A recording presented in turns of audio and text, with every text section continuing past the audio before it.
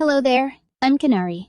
Thank you for being here, and I hope you're having a nice day. For today's topic, what do we have? Thanks, Canary. So we still have the Steam summer sale going on. A few more days left. So if you're looking to buy a Steam Deck, this could be the right time to get it since it's discounted until July 13th. Steam Deck on sale from 10 to 20%, I believe. So let's go through it. So right now, until the 13th, you could get the Steam Deck for as low as $350, $360 basically, and for the 64 gigabyte model, and $520 for the 512 gigabyte model. So if you've been looking to get the Steam Deck, this could be the right time. This is probably the best time to get it. So if you've been looking for a handheld device that has been around and has a variety of games, especially if most or all of your games are in Steam, then this would probably be a good choice. Before the sale ends, I would actually either purchase a Steam Deck or ROG Ally. But if you're looking for the Steam Deck, I still think the 64 gigabyte would be the best price to get, and then get a 1 terabyte NVMe drive if you're okay with tinkering and opening it up and doing the upgrade process for it. So if you don't want to tinker, the 512 version would probably be the best unit to buy. I don't think you'd have to worry much about the space for the 512 version, depending on how many games you're playing. You could always add an SD card if you're gonna run out of space, and there are a terabyte SD card there that should satisfy your needs. This is actually a perfect time for the sale because I just returned my ROG Ally a couple of weeks ago, and before making a final decision, actually, since we still have a few more days left, I will revisit the Ally if they have fixed the major issues I was encountering, and see if it's going to be worth my time to take a shot at it again. But yeah, so for the Steam Deck, it's still the older hardware. So it's running on the Zen 2 CPU and the RDNA 2 iGPU. So still has the 16 gig RAM, and of course you have the difference would be the storage size. And for the 512 model, it actually has the anti-glare screen, which I probably wouldn't care much of. So if I'm getting a Steam Deck, which I'm not sure yet, I'll have a few more days to decide, I would probably get the 64 gig and upgrade the storage to a terabyte one. Okay, so those are pretty much the specs of the Steam Deck. And like I said, if you're looking for a handheld, you'd probably be looking at the Steam Deck and or the ROG Ally. And they are now available in Best Buy. Actually, even the Z1, the non-extreme version, will be coming out soon for $100 less. So price-wise, $100 difference between the two, I would probably choose the Z1 Extreme. The specs are pretty much the same except for the CPU and iGPU. So it still has the 7-inch 120 hertz 1080p screen, and then 512 gigabyte storage, and then of course running Windows 11, and pretty much the rest of the specs are the same except for the CPU and the iGPU unit.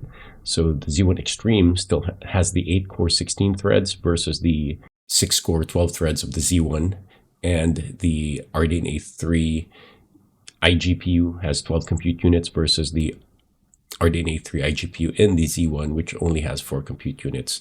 So for the $100 difference, I would probably go with the Z1 Extreme ROG Ally. Now, I did return my ROG Ally because I had issues with it, and I didn't want to bother or didn't want to tinker, especially during the summertime, because a lot of the weekends that, like with everybody else, a lot of our weekends we're busy going out and doing a lot of things outside. So I didn't want to bother trying to figure out the issues I was having with the ROG Ally before deciding. So I have a few more days to decide. I will check if they were able to fix all of those issues, and if there are no new issues that pops up, because the last issue I heard about is the SSD card issue where it was dying. I'm not sure if there's a fix there already or what, and I'm sure they're working on it. I'm not even sure if they already fixed it, but we'll see in a few days. So considerations. So I kind of have just a quick list here. So just a quick list on top of my head. You could have more, but for me, these are kind of the main ones. I would say these three are kind of the really main ones that are really important for me. The playtime budget and availability of games are really important. And then these two would probably be secondary. Well, actually, let's make these are all just secondary. So let's leave it at green. Playtime. So I do have a main gaming machine. When I play games that I really like, I'd like playing it on my desktop PC. And then when I would travel, I actually gave up my laptop a while back. So I created a mini, an ITX machine for traveling and for working and playing too. If I'm traveling locally where I'll be driving, I would actually bring a 27-inch monitor with me. So if I'm traveling by plane, I would have a 15-inch portable monitor to take with me. So playtime wise, when I had the ROG Ally with me, I would probably put in maybe at least, let's say, 2 hours in a week to maybe let's say 6 to 7 hours, depending on how busy I get that week, right? So I was able to squeeze it in during lunchtime at work. I was able to squeeze a game in just sitting around the couch at home or in the bed before I go to sleep. I'll be able to squeeze in an hour here or there.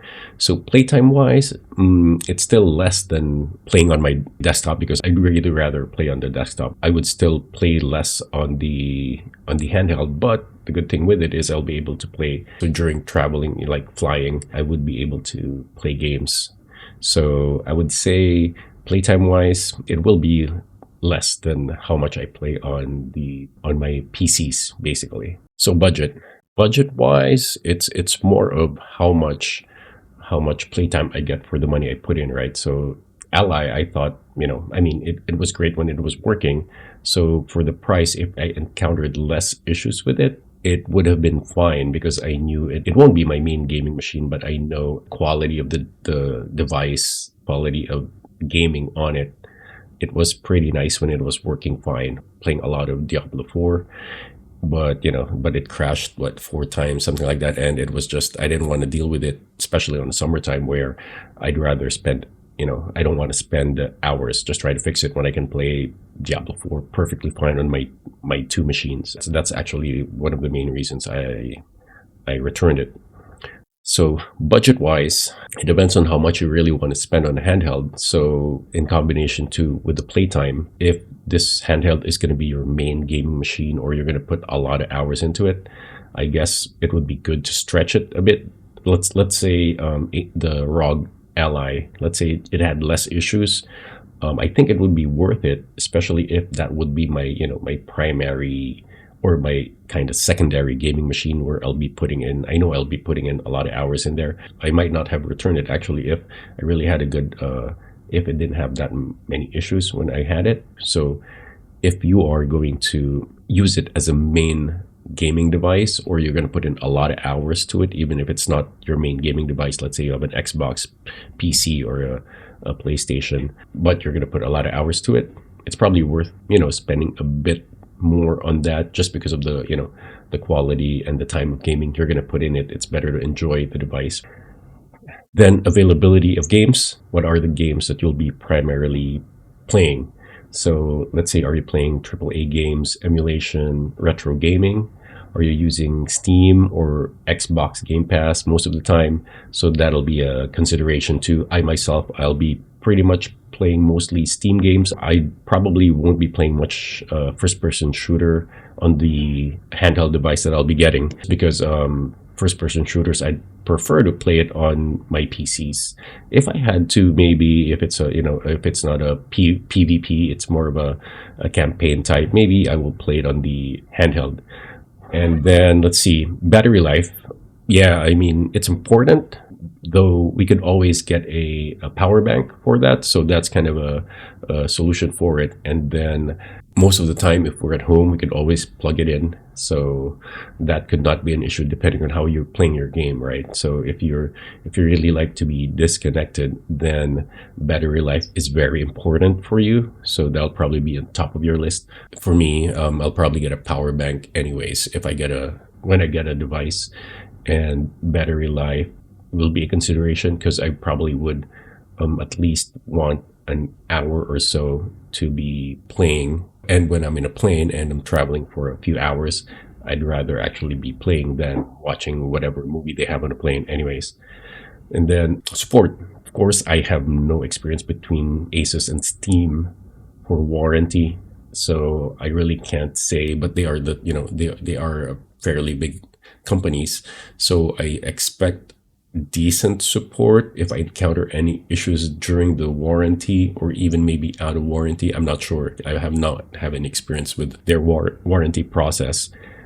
But versus the other devices that's similar to the Steam Deck or Ally, I have I don't even look at them or even consider them just because if something happens, I at least want to have a company to contact to have it fixed. Yeah, so support on and off warranty, it's there on the list too, just in case. The good thing with the ROG Ally actually is when I got it, because I just got it from Best Buy when I had issues with it and I just didn't want to deal with it.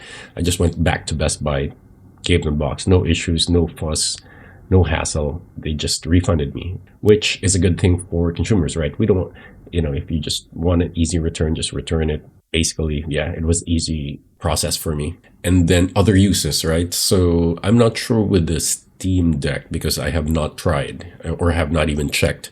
So it's not primary for me, but I was actually able to RDP to work with the ROG Ally. Like I mentioned, I do have a mini PC that I carry around with me anyways for work and for gaming and for other stuff too. If you need a device to act as a kind of secondary computer, I bet you could use Ally as an office device. You could, since it's Windows 11, you could probably install Office there or whatever Office software you need. So that could be a bigger consideration for you if you want to kind of replace a laptop. So with ROG Ally, I'm sure you could do it that way, where you'd have a mouse, a keyboard, and a monitor, right? Just plug it there and then use it as an office tool for office work, basically. So that's kind of one of the use that I think Ally is good for. Of course, Steam Deck, I'm not sure because I've not used it. But the other stuff, like let's say you want to stream Netflix or whatever, and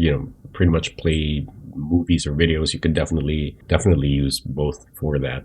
The last is third-party support. So because the Ally's been out for a while, you see a lot of gadgets that supports it, right? You got a back plates, you got buttons, you have cases, and every other doodad that they could make for it that users want. So I'm sure the Ally would have that too. I think the Ally probably has a screen protector by now, and probably the USB docks would probably work with the Ally too, if it's not specific to the Steam Deck. Yeah, so those are my considerations. Right now, I'm not sure yet, but I'm probably leaning on the Steam Deck 64 gigabyte just because for the price, and it seems like the games that I will be playing would be available there and would be working there.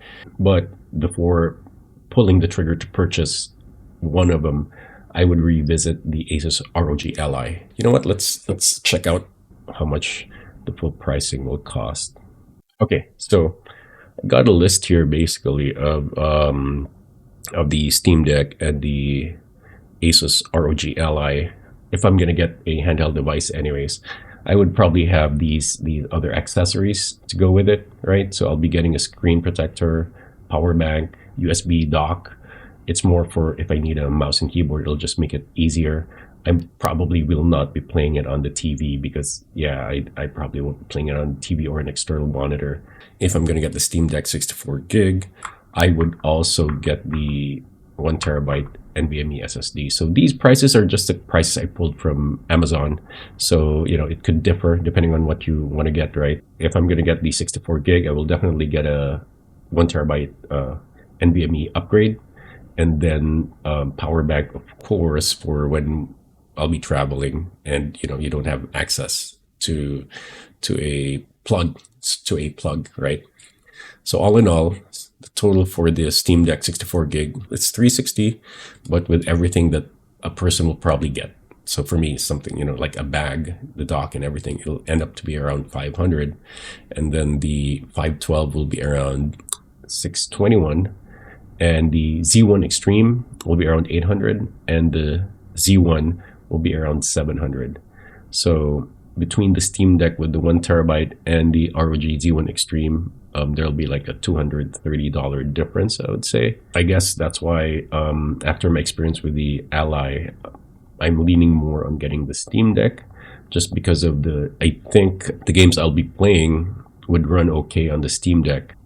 So that's that. I still have not decided. I will revisit what's going on with the ROG Ally drivers and issues, and then before the sale ends, I'll definitely decide and get one. If you're in a similar situation, so I hope I hope this kind of helps. So basically, these are my considerations, and I've just like a lot of people are.